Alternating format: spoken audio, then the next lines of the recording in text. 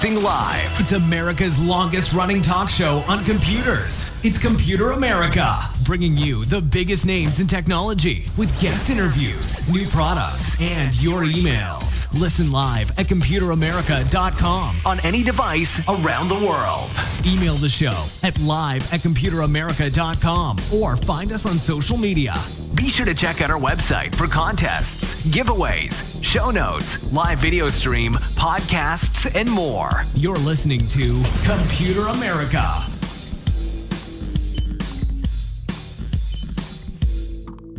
Hello and welcome everyone into the Computer America Show. We are the nation's longest running nationally syndicated radio talk show on computers and technology turned podcast. Everyone, welcome into the program. I hope that you're doing well and you are ready for today's program because, well, we have Ralph Bond. He joins us every single Friday to talk about just some crazy stories you probably haven't heard of because let's face it, unless you are a giant space data center, satellite, social media company, whatever, it's hard to get any kind of headlines out there right now. So, hey, Ralph went in there and found some of the best ones just for you.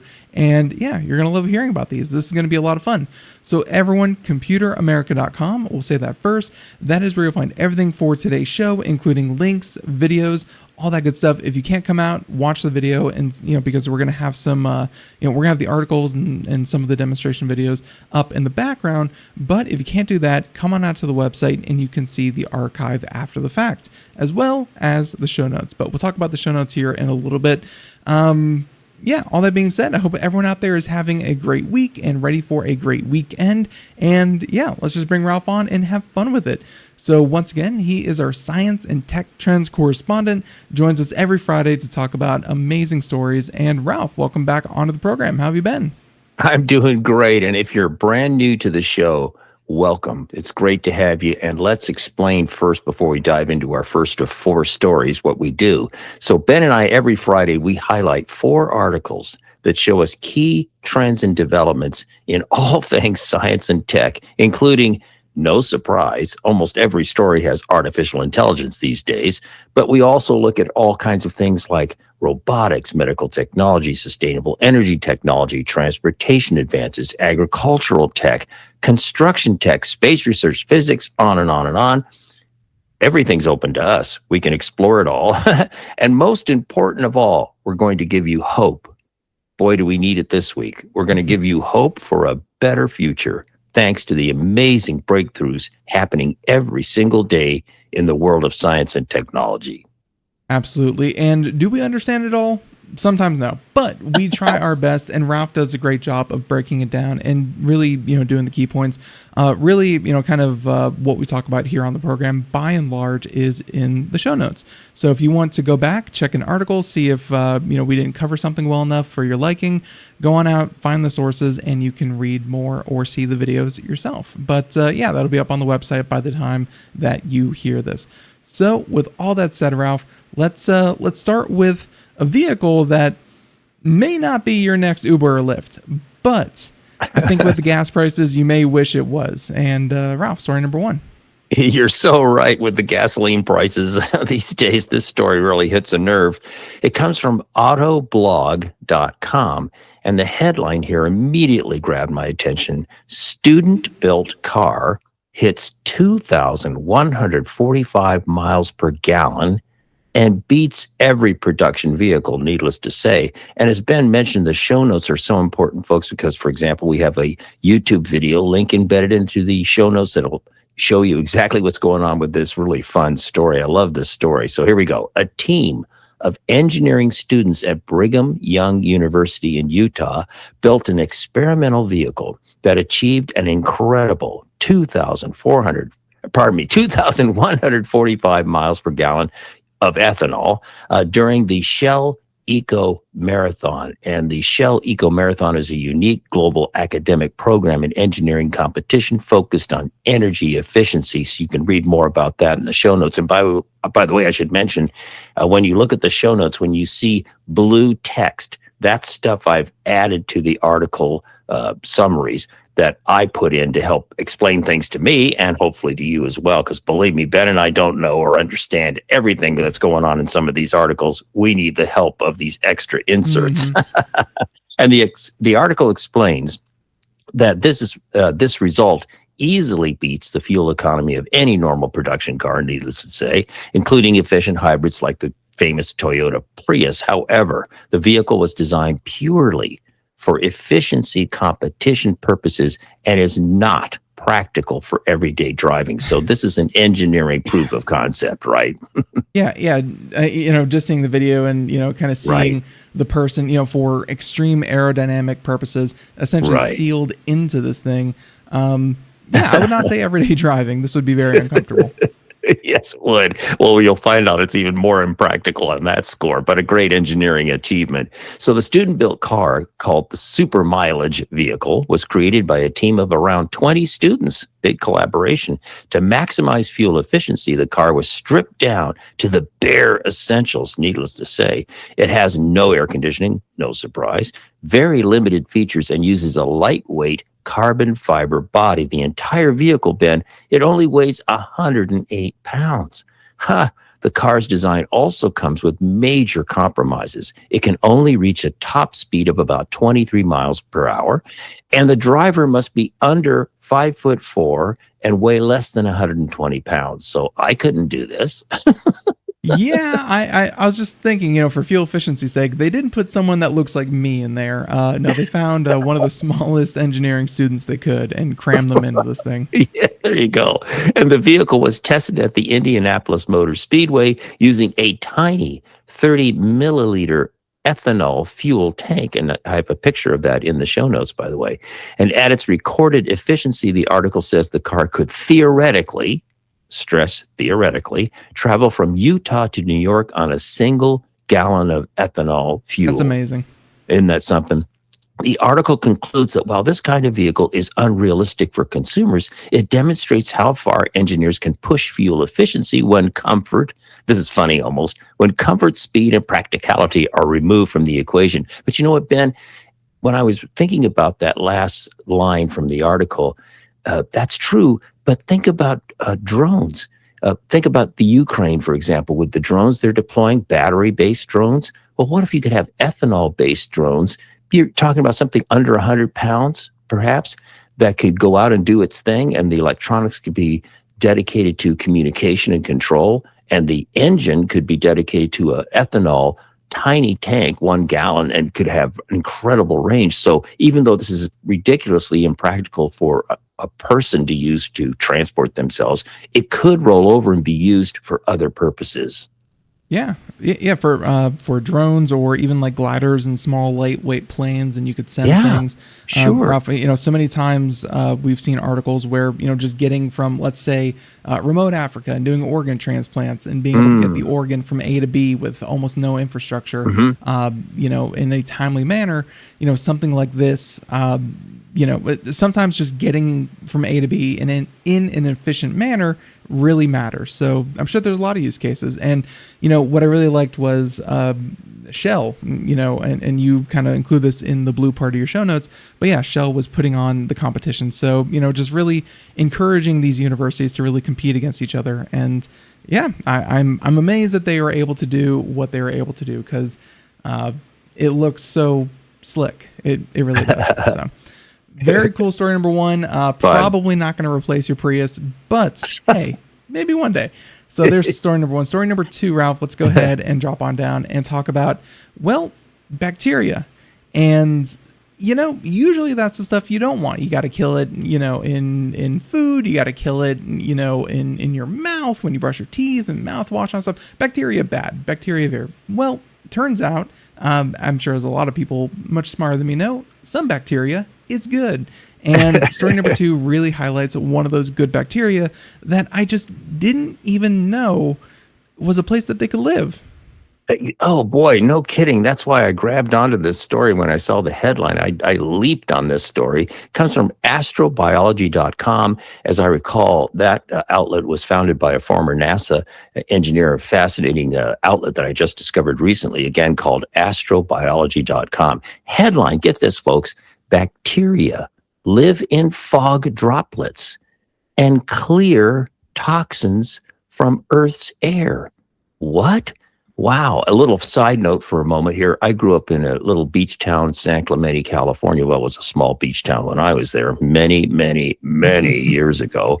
And this time of year, I don't know if this is still true with climate warming and so forth, but in those days, we're talking about the 60s and early 70s. Around 4 p.m. this time of year, the fog banks would roll in. And this would happen throughout the summer. And it was just so incredible, these dense fog things that would come like a wave off the ocean. You could watch it come down the street. It was just freaky stuff.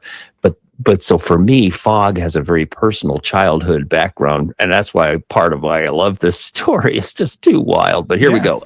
A groundbreaking study by researchers at Arizona State University reveals that fog is not just a passive, sterile mist, but a temporary aquatic ecosystem teeming with life. Well, okay. The research shows that bacteria suspended in tiny fog droplets are actively alive, growing, and performing a crucial environmental service. That is, cleaning the atmosphere by breaking down toxic pollutants.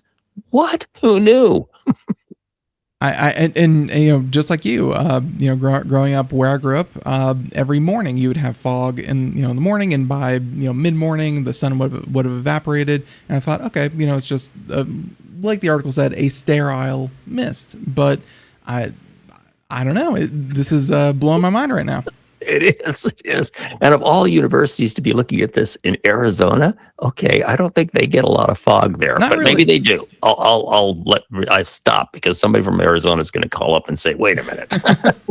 Okay, so by examining radiation fog, that's a type of fog that forms close to the ground in calm conditions, scientists tracked air masses before, during, and after fog events. They discovered that the cumulative microbial concentration across a fog event is incredibly dense, rivaling the bacterial levels found in the Earth's oceans. Okay. In fact, you're going to love this factoid. In fact, a single thimble's worth of fog water can contain roughly 10 million bacteria. Let that sink in. Wow.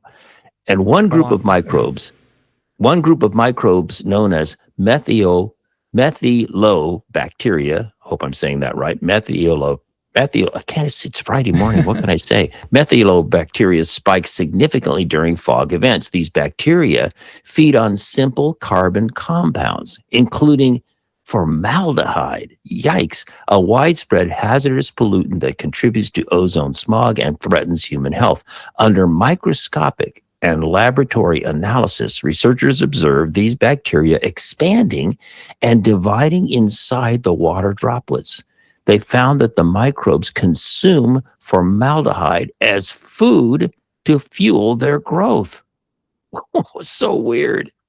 I'm wondering if this is, finding new types of bacteria that are doing different things, or if this is just kind of, this bacteria is on the ground naturally, and the mist just kind of gives it a chance to get up into different parts of great. the ecosystem, the air, that it normally would not be able to. I don't know. That's really an interesting comment. I hadn't even thought about that. Are they talking about the aggregation of bacteria that are in the air anyway that just lump into the droplets of the fog? Or are we talking about, as you say, something pulling it up from the ground and then it gets suspended? And then ask yourself this: once the fog dissipates, what happens to all the bacteria? Right? Does it fall to the ground? Does it die? What? Who knows? It's pretty funny, though. Well, fun and interesting. So going on with the story here, because high levels of formaldehyde are toxic to the bacteria rapidly break the chemical down into harmless carbon dioxide to protect themselves. Now, usually carbon dioxide, we kind of think of that as not a good thing. But anyway, they break that down, the formaldehyde. I would think between the two, carbon dioxide is probably much less toxic than formaldehyde. So yes, formaldehyde, very scary. Yeah. And this finding carries significant implications for climate science, weather modeling, and even public health. This gets interesting. And this is the next thing I'm going to read is something I had no idea was going on. So it says here, for example, communities considering fog harvesting to collect safe drinking water. Well, with this research, they now need to implement advanced purification processes to account for these active microbial ecosystems. Fog harvesting. I didn't know anything about that. Yeah, we've had a lot of different stories about, in the desert, they'll set up these, these pylons that can essentially make ice, out of seemingly out of thin air. They have ways of, just kind of harvesting the ambient humidity into drinkable water. Right. And I guess that's what they're saying, Ralph, is just maybe that needs filtered because, again, up until now, and maybe scientists had a better grasp on this than I do, I also thought it was just sterile. It was just whatever condensation you get is usually pretty safe to drink. So, yeah, it's just something to look at, I guess. And you know what, Ben? I always think about these kind of research projects. So often I think to myself, who had the idea to begin with? Hey, guys, gals, let's go and look and see what's happening with fog droplets. And it's just so out there. There must be a great story behind how this got going and why it got going. And I think a lot of people kind of look at science sometimes and they'll say, oh, they're testing for, pain hurts, or, this feels that, or, this does this.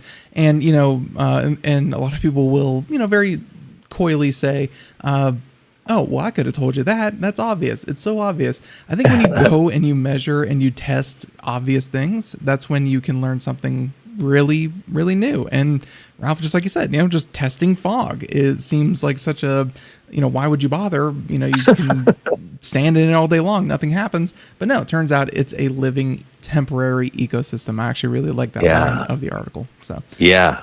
Yep. So there you go. So, and again, there's a lot more to the article. It's, yes. Astrobiology seems to be very thorough in their writing. If you like to go check that out, check out the show notes. And we have a link. And you make a good point, Ben. Again, folks, if you're new to the show, please come out to computeramerica.com. Get the show notes, because what Ben and I are doing is just giving you the essential. We're skipping a stone over the water, just giving you a few key points from these articles. The links will take you to the sources and often research papers, too, associated with these stories, where you can really dive down and geek out to your heart's content if you so desire. Yep. Very, very nice. So story number 2, weird fog. Story number 2. Story number 3, let's go ahead and, talk about solar power. And solar power is, let's face it, right now, America's kind of in a, not exactly a green energy renaissance. We're kind of in the opposite.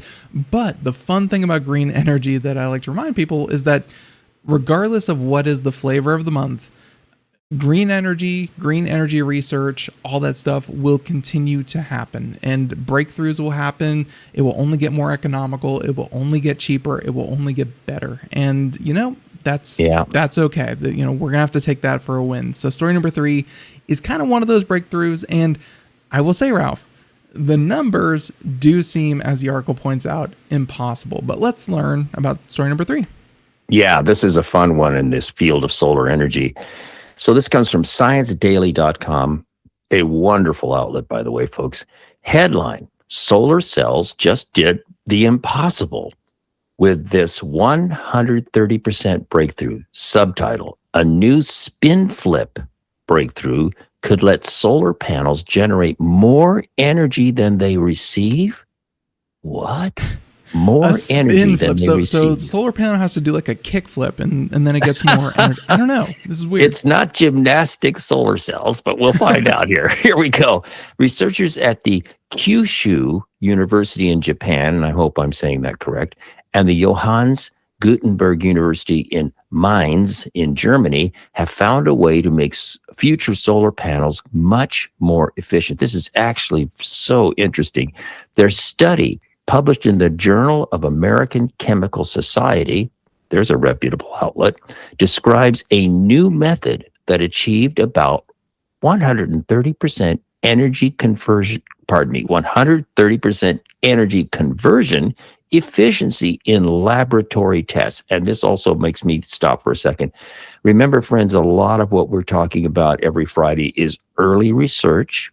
So we're talking about results in laboratory tests. This hasn't been deployed to the real world yet, but we're giving you a sneak peek, which is, I think, really fun.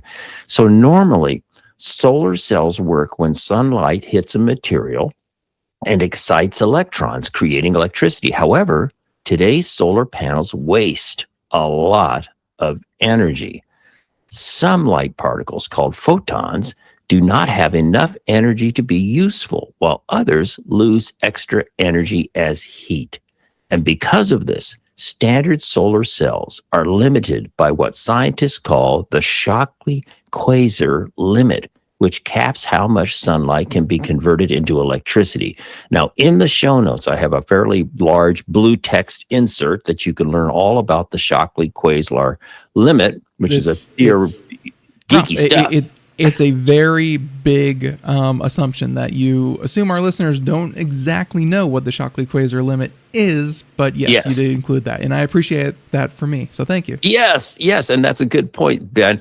A lot of these articles come from very geeky sources that just figure, Ralph and Ben, they know what the Shockley-Quasar limit is. Of course they do. And I go, and so I go out and insert this additional information. It's really interesting. By the way, William Shockley, Dr. Shockley, and my grandfather used to play mad scientist up in the attic of my grandfather's home in Madison by Bell Labs, because they worked together on the transistor. My grandfather was part of the team there. Anyway, you can learn all about the Shockley-Quasar limit in the show notes. So let's keep going here. To overcome this, the researchers used a process called singlet. That's SINGLET fission, singlet fission. In simple terms, thank goodness, one photon of sunlight can create two energy-carrying particles instead of one. Do I fully understand this? Of course not, but I think you get the general idea. Now, scientists have studied this idea for years, but capturing and using the extra energy efficiency has been difficult. The breakthrough came from using a specially designed molybdenum, I hope I'm saying that right, based spin flip material. This material was able to collect the extra energy before it was lost through competing processes. And I have a side note about what this molybdenum, I can't say it, is a chemical element, so on and so forth. There's all the information in blue text about what that stuff is, if you're interested. Going on here, in experiments with tetrazine-based materials, the team successfully generated 1.3 energy carriers for every photon absorbed. Okay, so now in the side note, I asked artificial intelligence to help me understand give me a human being relatable point. So it says it's like putting a dollar bill into a vending machine and getting $1.30 worth back from the machine. That's the concept here. So energy, sunlight's hitting the panel, and you're actually getting 1.3 energy result instead of a much lower result.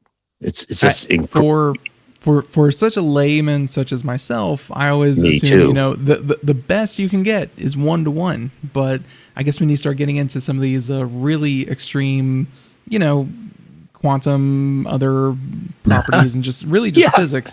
I guess efficiency really does matter, and that seems like, and like you said, very early research.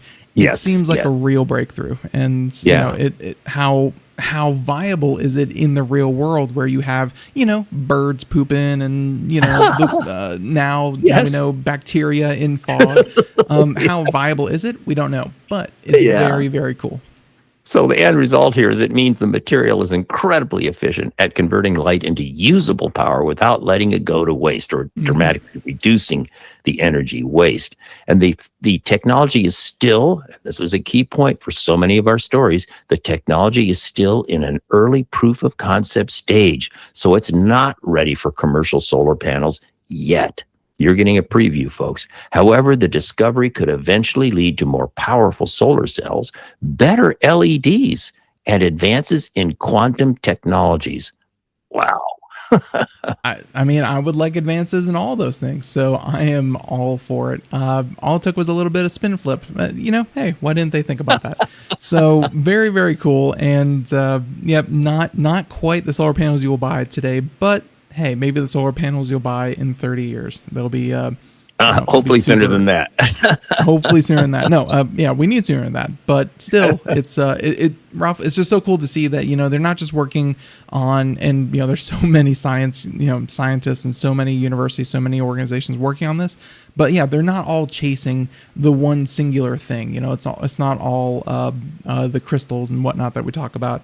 But no, it's many different avenues. So you're right. Yeah, you're right. In terms of solar panels, Ben, in recent shows, we've talked about things such as using the temperature differential underneath the solar panel as a way to generate additional electricity. A small trickle amount, but it's just all adding up. So your point's well made. If you have all this different research coming, future solar panels will have the ability to more efficiently produce energy. That's the story we just did, but augmented with things that would allow them to continue to do meaningful electrical energy production at night due to temperature differentials under the panel with a specialized equipment installed underneath. I mean, it just goes on and on and on.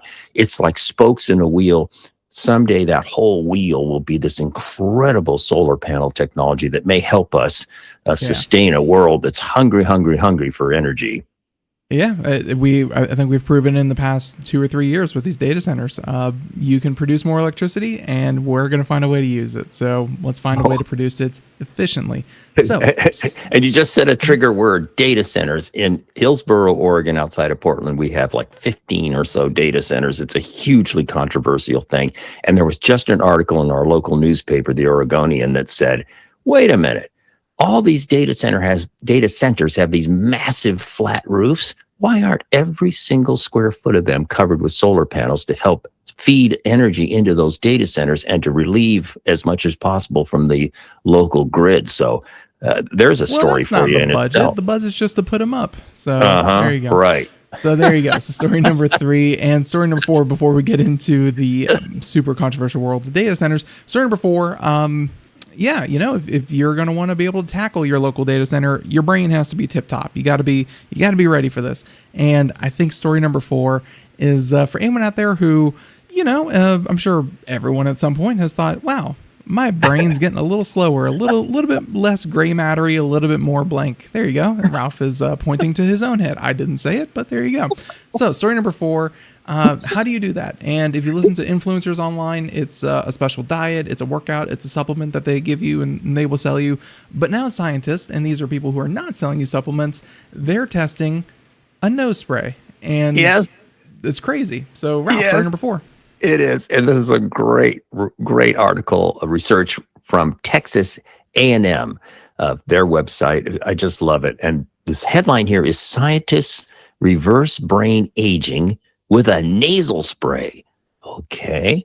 New therapy is turning back the clock in aging brains, healing inflammation, restoring memory, and reshaping the future of brain age-related therapies. Now, we're not talking about humans yet. We're talking about mice at this stage. Okay. This is early research. And once again, thank you, mice, for your sacrifice.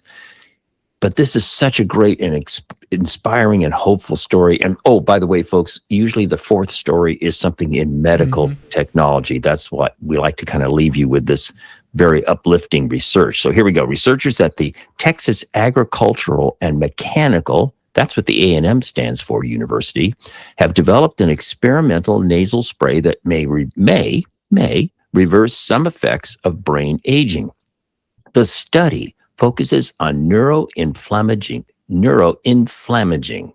Boy, that's a hard one to say.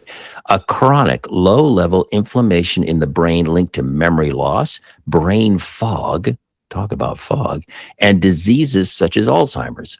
Scientists long believed this process was an unavoidable part of aging, but the new findings suggest it may be reversible. I hope they get this nasal spray out in time to help me. Ralph, all you got to do is just go to Texas, break into a laboratory, fight off some rats, and you can have it. It's all yours. I'll say, hey, forget the mice. I'm here. I could be your big rat. Yeah, there you go. The research team created a spray containing tiny biological particles called extracellular vesicles. These extracellular vesicles carry ribonucleic acids, or they're called microRNAs, molecules that help regulate genes and cell activity. Now, delivered through the nose, the treatment bypasses the brain's protective barrier. And Ben, we've had so many stories in medical research about the blood-brain barrier. So it bypasses the brain's protective barrier, the blood-brain barrier, and travels directly into brain tissue. That's why you have the nasal spray. That's kind of freaky when you think about when you got the stuffed up nose and you're squeezing this stuff in your nose and it's going right to your brain. As someone who was a prolific pencil up the noser when I was a young kid, I'm now thinking maybe that wasn't such a good idea. So yeah.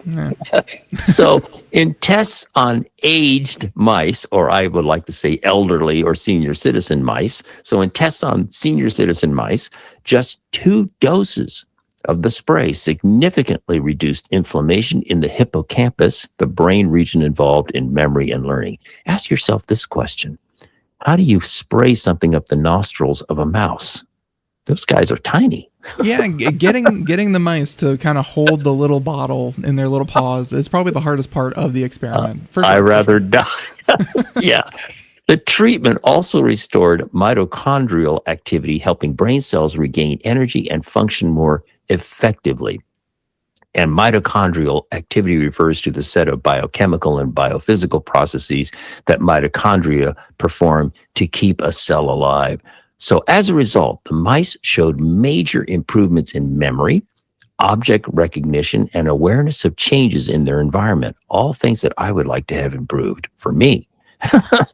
The benefits, get this, Ben, the benefits appeared within weeks and lasted for months. Wow. Researchers believe this lasted for months. That's crazy. Yeah. That's, and to know that it's not just, kind of a one-time thing or something, but it seems like again, emphasis on therapy, you do it for a bit and then the effects are long lasting. So that's good to hear. Imagine spraying, twice a year. Oh, I feel much better. Researchers believe this therapy could eventually lead to simpler, less invasive treatments for dementia and other age-related brain disorders. However, here's a reality check. The spray has only been tested in animals so far, and more research and human clinical trials are still needed before it could become an approved treatment. So, Ben, you and I know that the whole bit about clinical trials and getting all the evidence lined up, and at least in our country, getting the FDA to ultimately say, this is safe, this is okay, you can do this with patients.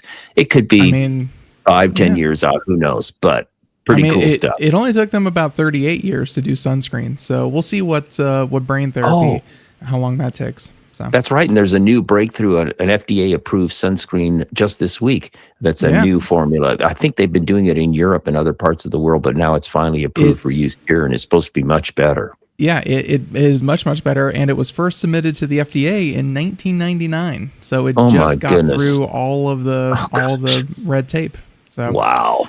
But hey, ladies and gentlemen, it's going to be a real breakthrough. If you have a problem with sunburn, go check that out. But more to this issue, Ralph, I will say that, the thing that it's going to try to tackle, which is, memory, aging, brain issues, and Alzheimer's, Ralph, I'm like, there are so many people out there that are just looking for anything to prolong, slow down, ideally reverse these symptoms that, Ralph, I think they're going to have plenty of clinical trials, to try to tackle this thing. So they're going to have plenty of willing participants in this. Yeah.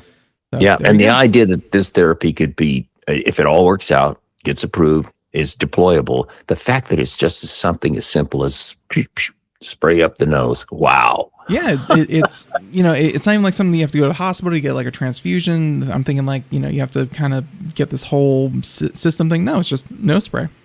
Yeah, that is incredible. It's incredible. So yeah, big hopes for that, and always big hopes for curing some of these diseases that before we just thought uncurable. So there we go, story number 4. And Ralph, 4 stories is generally what we like to try to keep things to. The show is about just over half an hour, which is ideal. This is perfect. And with that being said, we like to keep the show a bit more condensed, but if you are following along with the show notes, you may see this nice lady with a outsized hand holding nose spray in this image. But if you're following along in the show notes, you may notice there are honorable mentions. And these are stories that are just as good. If we had another 2-hour show, all these stories would be talked about. But we don't. And you can go out to computeramerica.com, find today's show notes, and you can find all of these stories. Ralph will at least be so kind as to not just find them for you, but give you the headlines, and you can come out to the website and find the links yourself and find more. So, Ralph, if you will, let's at least give them the teaser. Here we go. The first of our 4 honorable mentions this week comes from the Harvard School of Medicine website. Headline: Scientists create first ever smell map. Talk about nose spray. Here we go. Smell map. A detailed diagram of smell receptors in the nose fills in missing details of how olfaction works. Wow, the mechanics of our smell. The image looks like something that would be on my wall with my new blacklight, and it's very fun to look at. But yeah, no, it's I guess it's a map of smell. That's crazy. It kind of looks like a poster from the hippie days in the 60s of people tripping out. But this is a really cool thing.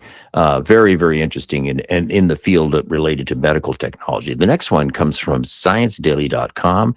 The headline here is AI-powered spectrometer chip shrinks laboratory technology to the size of a grain of sand. Subhead: Scientists built a grain of sand-sized AI chip that could turn future gadgets into powerful chemical and medical scanners. Wow, that's really a cool story. Check that out. The next one is from Scientific American. This one, Ben, just melted my brain immediately. I mean, it liquefied and drained out my nose. Let's talk about that. Anyway, the headline, get ready for this headline. Each atom in the universe might be unique. What? Unique? Whoa. Just a quick Google search, I will say that for everyone out there, 10 to the power of 80 is the amount of atoms, the estimated. They have not counted them individually. 10 to the power of 80 atoms in the observable universe. And that is such an astronomical, incomprehensible number. Yeah. And to think they're unique, Ralph, that is mind-bending. That each atom in the universe might be unique. This comes from Scientific American, a very reputable source. So check that article out. I mean, it's just so overwhelming. It's it made so many headlines, Ralph, when they found out that every snowflake is unique. And, think about that. And this is every atom within those snowflakes, within all atoms in the universe. That's different. There you go. That's a great comparison to the snowflake thing. That's a good one. Good way to kind of make it humanizing. The last one comes from my good old go-to source so often, interestingengineering.com. Headline: New panels produce hydrogen fuel using only water, sunlight, and no electricity. Water and sunlight, and they're able to produce hydrogen fuel. Wow. Great way to end the show. A lot of breakthroughs, which we love to see, a lot of breakthroughs in green technology. So, Ralph, I want to thank you so much for finding all these great stories, uplifting stories. Ladies and gentlemen, these stories are, on the positive side, and that's always the point. We want to leave you going into a weekend feeling like, hey, there's something to talk about, something to bring up, and hopefully you can share these stories amongst yourselves and, just have something fun to talk about. And we enjoy that you join us every Friday here with Ralph to talk about these stories. And Ralph, thank you so much, as always, for putting these together. And everyone, have a great weekend. Do something fun. We'll catch you here next time. And until then, have a great weekend. Bye, everyone.